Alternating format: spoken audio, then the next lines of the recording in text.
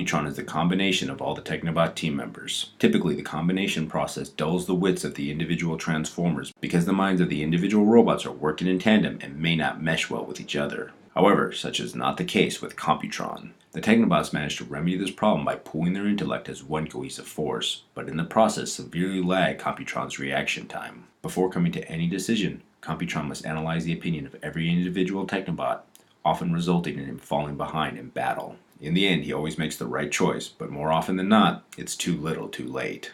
Alright, with all of his components finally together, it's time to form computron! Now sadly, both Lightspeed and Nosecone here still suffer from the same design defects if you have them in their arm mode, where their legs want to separate apart if you try to move them around too much. I think even Hasbro's kind of wised up to this, and they only show you how to transform them into both the leg components. I'm going to start off by taking Scattershot here and attaching Nosecone to this part of the leg, and then Lightspeed right over here. Next up, I'm going to take, I've got to adjust the camera because these guys start to get kind of tall. Alright, I'm going to take Breakneck here and attach him to this side, and then Strafe over here, and then last but not least, we're going to take Scrounge, yes, almost forgot his name there, Scrounge, and attach him to the arm over here. Even though I said that, yeah, Scrounge has way too much yellow for his body, it kind of actually fits and gives a nice little bit of extra touch or flare of color to Computron here, and it's a really nice addition. I don't really mind it too much.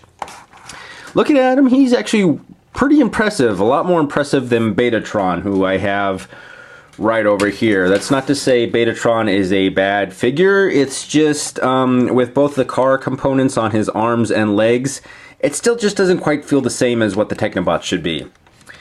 Also, as you can see, the leg components for Computron, the little feet components, make him a little bit taller than your average Gestalt Transformer. So that is kind of a nice little addition to make him a little bit taller.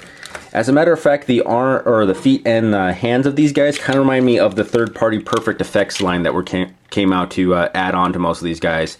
I think Hasbro's just trying to beat them to the punch. Now, also back to Breakneck here, he's actually the best arm component I've actually ever seen, just because of how tightly his legs actually snap together. You can get him into some really good poses, and those things aren't going to fall apart.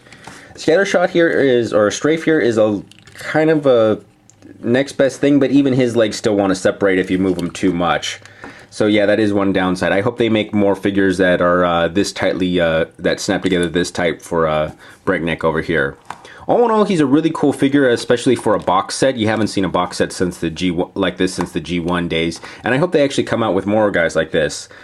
He's going to be a really cool to display against with all my other Autobot combiners. I just wish now that they will come out with Abominus, so I could have Computron and Abominus face off against each other like they kind of did in the cartoon. Anyways, this has been a look at Transformers Combiner Wars Computron. Once again, thank you for watching. If you enjoyed what you've seen today, please feel free to like, subscribe, or leave a comment below in the comment section. Any advice for the show will be greatly appreciated. Who knows, something you suggest may appear on the show in the future.